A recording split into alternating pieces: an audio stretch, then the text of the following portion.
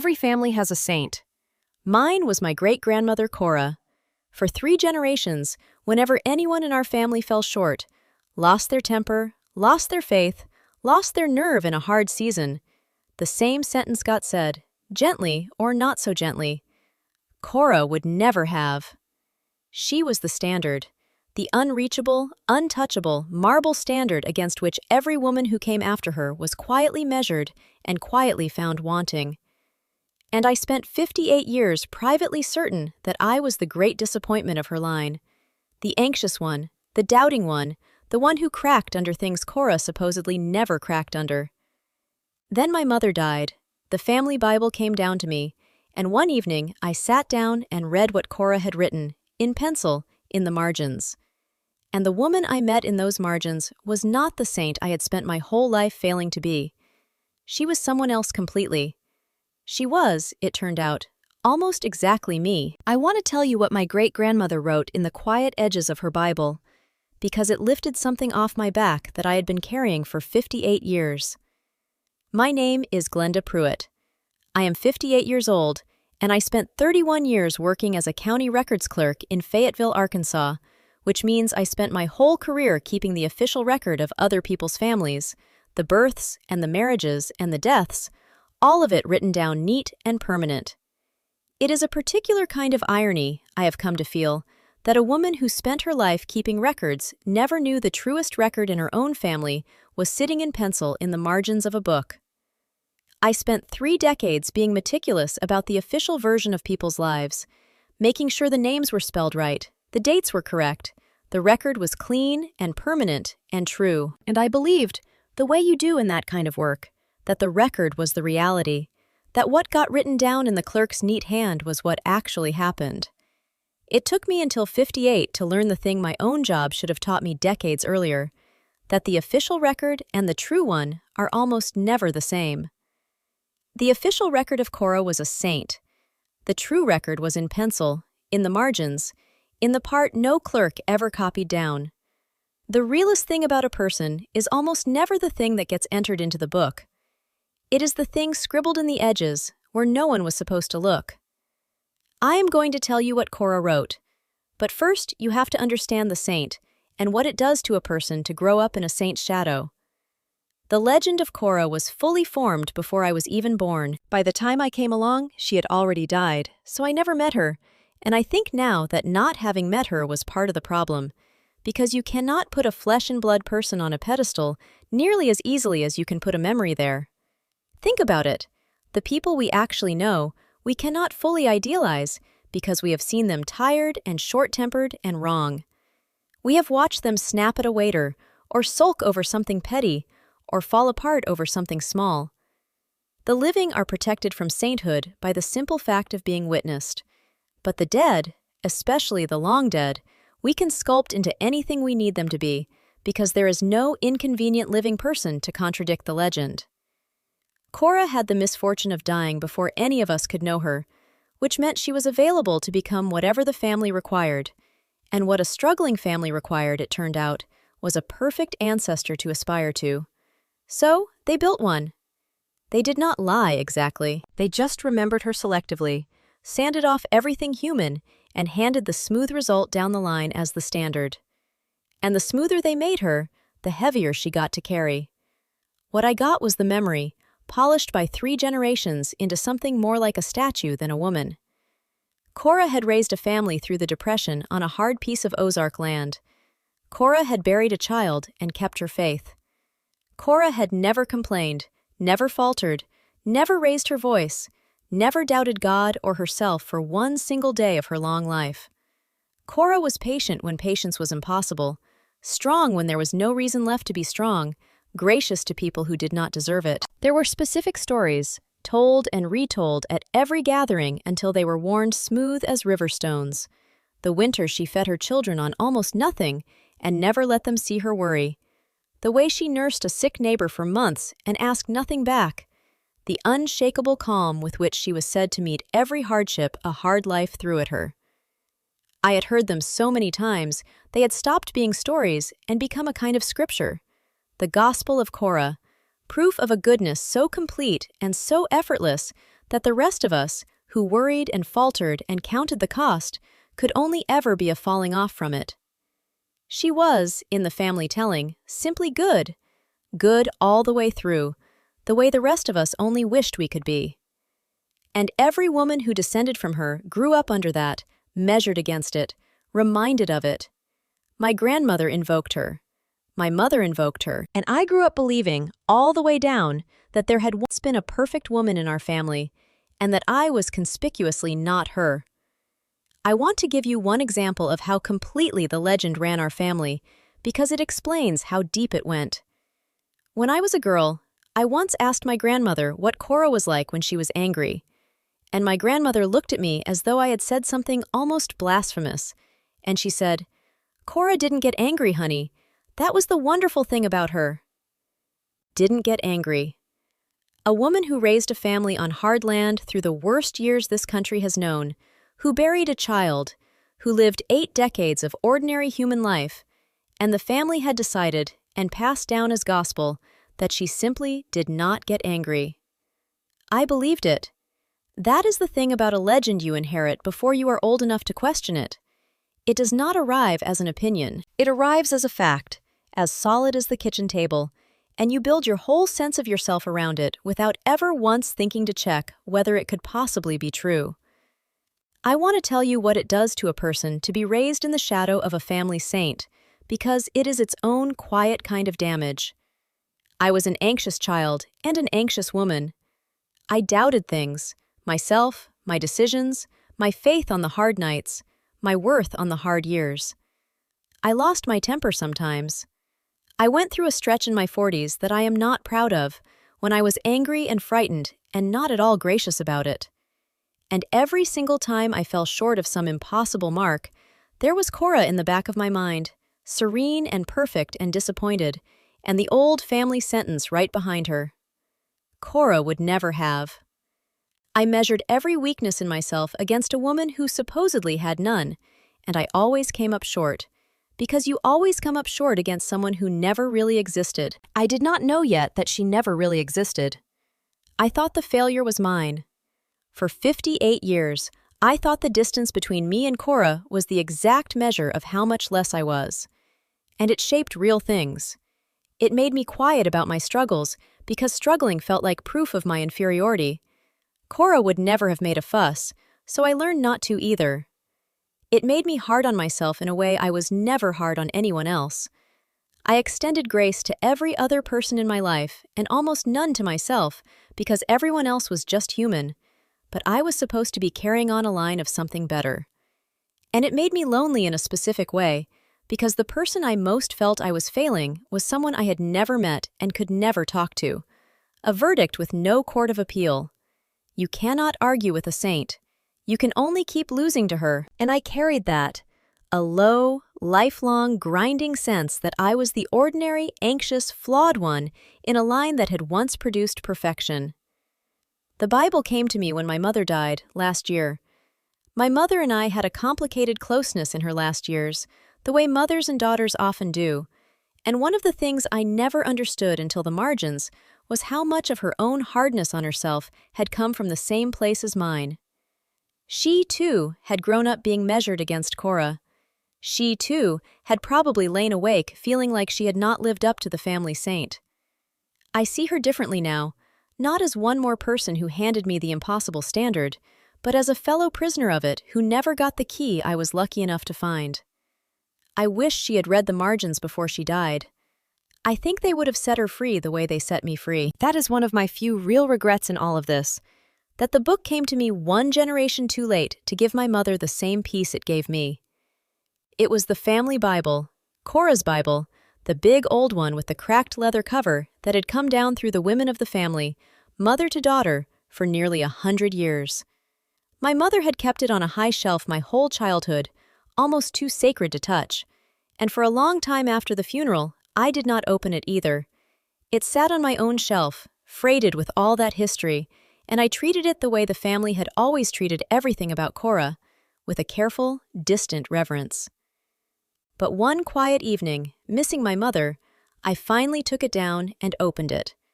And I noticed, almost immediately, what I had somehow never been told about. The margins were full of writing.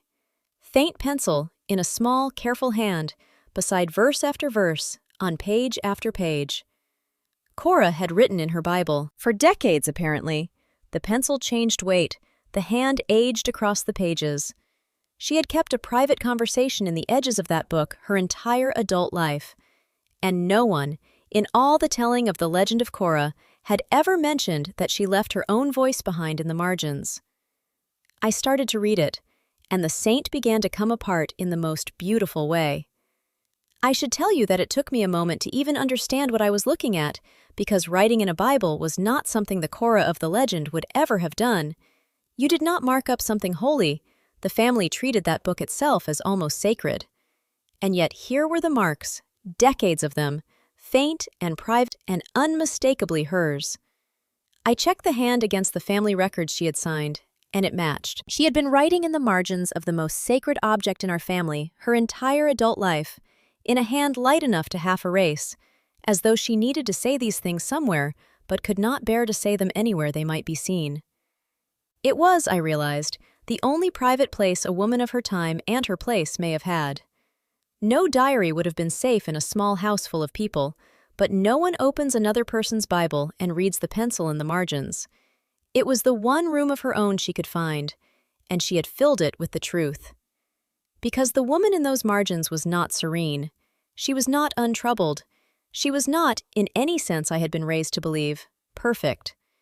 Beside a verse about fear, in her young hand she had written, "I am so afraid all the time. No one knows." Beside a passage about patience, years later by the look of the pencil, "Lord, I have no patience left today. Forgive my hard heart," next to a line about faith in a shaky older hand. Some nights I am not sure I believe any of this. I say it anyway and hope it becomes true. And beside the verses about the child she lost, the loss the family always cited as proof of her unshakable faith, she had written, in pencil pressed so hard it had nearly torn the page, "Everyone thinks I am strong. Only God knows I am afraid and angry, and that I do not understand why this was asked of me."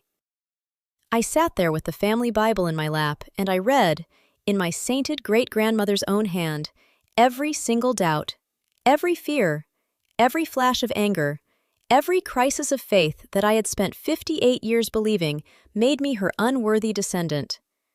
She had felt all of it. She had just never said it out loud. She only ever wrote it in the margins. There was one note I keep coming back to. Beside a verse about being weary and carrying heavy burdens, she had written just 4 words. Yes, yes, me too. That was all. Yes, yes, me too. I could see her, suddenly, across all those years, a tired woman at a kitchen table late at night, everyone else asleep, finding in an old verse the only voice that seemed to know how she actually felt, and pressing her pencil to the margin to answer it, because she had no one else to answer. Me too. The most human thing a person can say. The exact opposite of a marble saint. And I sat in my own kitchen, almost a century later, looking at those 3 small words, and I said them right back to her out loud. Me too, Cora, me too. It was the first conversation I had ever had with my great-grandmother, and it was the truest one anyone in our family ever had with her. I want to tell you what happened in me, sitting there, because it came in 2 waves, and the first wave was almost anger. Because my first thought was, the legend was a lie. The serene, untroubled, perfect Cora that I had been crushed under my whole life had never existed. She was a fiction the family had built after the fact, sanding down a real, frightened, struggling woman into a smooth marble idol, and then using that idol for 3 generations as a stick to measure the rest of us against. I had spent 58 years feeling like a failure next to a woman who, in her own private words, felt exactly as frightened and doubtful and imperfect as I did. The distance I thought I had failed to cross had never been there. We were standing on the same ground the whole time. And for a moment, I was furious. At the family, at the legend, at all the years I had wasted feeling small next to someone who had been, in the dark, just as small and just as scared as me. And I was angry at my mother, too, for a moment, and at my grandmother, the women who had handed me the legend and let me suffer under it. But that anger cooled fast, because I realized something that made it impossible to hold. They had not invented the polished Cora to hurt me. They had probably suffered under her exactly as I had. My mother had measured herself against the same impossible saint, and very likely felt like the same failure, and so had my grandmother before her. Each generation of women handing down a weight none of them knew how to put down, because none of them had ever read the margins either. The legend was not a weapon any one of them had forged on purpose. It was an inheritance of pain, passed mother to daughter, that everyone carried and no one questioned. We had all been crushed by the same statue, and not one of us had ever thought to look at what the real woman wrote in pencil in the edges of her own Bible. But the anger did not last, because underneath it was the second wave. And the second wave was the thing that actually set me free. Because here is what I finally understood, holding her Bible. Cora was not less than the legend. Cora was more than the legend. Infinitely more, because the legend was just a statue, and the woman in the margins was real. The family had celebrated the wrong thing entirely. They had celebrated a perfection that never existed, when the actual miracle of Cora was sitting right there in pencil, that she was afraid all the time and got up anyway, that she had no patience left and was patient anyway, that some nights she was not sure she believed any of it, and she said it anyway and hoped it would become true. That is not the story of a woman who never struggled. That is the story of a woman who struggled constantly, privately, and kept going regardless, which is so much braver and so much more like an actual human being than the marble saint I had been failing to match. And the moment I saw that, the distance between me and Cora did not just shrink. It disappeared. Because everything in those margins, I had felt too. The fear, the anger, the doubt, the saying it anyway. I was not the failure of Cora's line. I was the continuation of it. I was made of exactly the same stuff she was, and she had been frightened the whole time, just like me. I cannot fully describe the lightness that came over me in that moment, except to say it felt like setting down something I had carried so long I had forgotten it was heavy. For 58 years, I had walked through my life with a low background hum of not enough, a sense that somewhere back in the family there had been a standard of goodness I had simply failed to reach. And in the space of one evening, reading pencil in the margins, that hum just stopped. Because there was no standard I had failed. There was only a frightened woman who had done her best, and another frightened woman, me, doing the same, and 100 years of distance between us that turned out to be no distance at all. I had not been the broken link in a chain of perfect women. There had never been any perfect women. There had only ever been us, all of us, scared and ordinary and carrying on. I want to tell you what that did to 58 years of feeling like the flawed one, because it rewrote all of it. Every weakness I had measured against Cora and found damning, I now understood she had shared. My anxiety was her anxiety. My doubt was her doubt. The hard stretch in my 40s, when I was angry and not gracious, she had written, "Forgive my hard heart," in the margins, in some hard stretch of her own. I had spent my life believing I had fallen from some height the family once stood at, when the truth was that the height never existed, and the women of my family had all been exactly what I was, frightened, doubting, imperfect, and carrying on anyway. The whole towering sense of my own inadequacy had been built on a comparison to a woman who would have recognized every one of my failings as her own. I had not been failing to be Cora. I had been being Cora, the whole time, in the only way Cora ever actually was, which is to say, humanly, and scared, and still standing. I thought especially about that hard stretch in my 40s, the years I was most ashamed of, when a series of losses and fears had made me angry and brittle and not at all the gracious woman I was supposed to be descended from.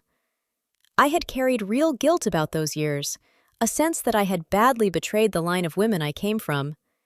And now I held a Bible in which Cora, in some hard stretch of her own, had pressed her pencil to the page and written, "Forgive my hard heart." She had been there too. The exact place I was most ashamed of having been, she had stood in herself and written about it and asked forgiveness, and gone on to become the woman the family would one day call a saint. My worst years were not a fall from her example. They were a part of her example I had simply never been allowed to see. The graciousness the family worshipped had been built on top of hard hearts she had to forgive in herself, the same as me. A year has passed now since I first read the margins. I have read the whole Bible through since then, not for the verses, though I read those too, but for her, for every faint pencil mark she left in 70 years of turning those pages.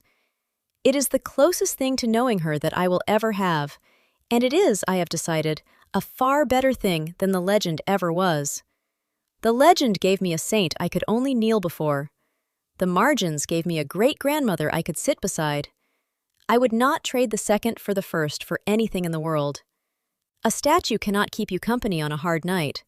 A frightened woman who got up anyway, who left her fear in pencil for you to find 100 years on, she can. She does. I have made some decisions. The first is that the legend of the perfect Cora ends with me. I have grandchildren coming up now, girls among them, and they are not going to grow up measuring themselves against a marble saint who never existed and feeling like failures for being human. They are going to grow up hearing about the real Cora, the one who was afraid all the time and got up anyway, the one who wrote, "I am not sure I believe any of this," and kept the faith regardless. Because that Cora is reachable. That Cora is a woman you can actually be inspired by instead of crushed by, because she shows you that the goodness in our family was never the absence of fear and doubt. It was carrying on in spite of them. I am going to hand my granddaughters an ancestor they can be like, instead of an idol they can only fall short of. The pedestal comes down, the woman stays. I have started telling them already, the older ones, in small ways. The other day, my oldest granddaughter, she is 14 and anxious, and hard on herself in a way that breaks my heart because I recognize it down to the bone, was upset about not being as steady as she thought she should be. And instead of telling her about the perfect Cora, I got the Bible down from the low shelf, and I showed her the margins. I showed her, I am so afraid all the time, no one knows. I told her that those words were written by the strongest woman our family ever produced, and that the strength and the fear were not opposites. They were the same person. I watched something ease in her face that I wish to God someone had eased in mine 50 years sooner. She does not have to inherit the statue. She gets to inherit the woman. That is the whole gift of the margins, passed forward one more generation, and this time, without the weight. As for the Bible, it sits where I can reach it now, not on a high shelf, but on the low one, and every so often I open it and read a few more of her margins. And I feel, where I used to feel inadequacy, something completely different. I feel company. Across 100 years and 3 generations, my frightened, doubting, faithful great-grandmother reached forward through the edges of a book and told me the one thing I most needed to hear, and that no one in my family had ever known to tell me, that she had been afraid too. I have thought a great deal about the strange mercy of the timing, that I found the margins now, at 58, and not too late. If the Bible had been lost, or if I had kept treating it as too sacred to open, as I very nearly did, I might have gone to my own grave still believing I was the disappointment of my line. Instead, in the exact season when I was grieving my mother and feeling most alone in the long chain of women I came from, Cora's pencil was finally there to tell me I had never been alone in it at all, that she had been afraid too, that she had never felt like the saint they made her into, that the woman I had spent my life failing to equal had felt exactly as small as I did, and had been good anyway, and so, it turns out, had I. I want to leave you with the 2 things this taught me. The first is about the people we turn into legends. Every family, every community does it. We take a real, complicated, struggling human being, and especially after they are gone, we polish them into something smooth and perfect and superhuman, and then we measure ourselves and our children against that polished thing and find ourselves wanting. But the legend is never the truth. The truth is always in the margins. The private fears, the quiet doubts, the hard hearts and the lost patience that the polished version edits out. So, if there is someone in your life or your family that you have been failing to live up to, some saint whose shadow you feel small in, I am asking you to wonder what was written in their margins. Almost certainly, they were frightened too. Almost certainly, they doubted too. The distance you feel between yourself and them is, more often than not, the exact width of the parts of them you were never told. The second thing is gentler. When you finally see that the person on the pedestal was as human and as scared as you are, the right response is not disappointment. It is relief, and it is kinship. Because it means the good things they did while frightened, which means goodness was never about being unafraid. It was about carrying on anyway. And that is something you can actually do. You do not have to become someone who feels no fear and no doubt. That person has never existed. Not Cora, not anyone. You only have to do what she actually did, what every real saint actually does. Be afraid, and get up anyway. No one we put on a pedestal ever felt they belonged up there. They were down here with the rest of us the whole time, doing their best and hoping it was enough. And so are you. And that has always been enough. If this story landed for you, drop the word margins in the comments below. I read them. It tells me which stories are worth telling next. Subscribe for new stories, real patterns, full narratives, the long game. 2 small pieces of wisdom from this one before I go. First, the truth about a person is always in the margins, not in the legend. We take real, struggling human beings and, especially once they are gone, polish them into smooth, perfect idols. And then we measure ourselves and our children against the polish and feel like failures. But the legend is never true. The fear, the doubt, the lost patience, the hard nights all get edited out of the official version and survive only in the quiet edges. So, if you are living in the shadow of some family saint you can never seem to match, wonder hard about what was written in their margins. They were almost certainly frightened too. The gap you feel between you and them is usually just the width of everything you were never told about them. Second, when you discover the saint was scared, feel relief, not disappointment. Finding out that the person on the pedestal struggled exactly as you do does not diminish them. It means every good thing they did while afraid. Which means goodness was never the absence of fear. It was getting up anyway. And that you can do. You do not have to become a person who never doubts and never trembles, because that person has never existed. You only have to do what they actually did down here in the margins with the rest of us. Be frightened and carry on.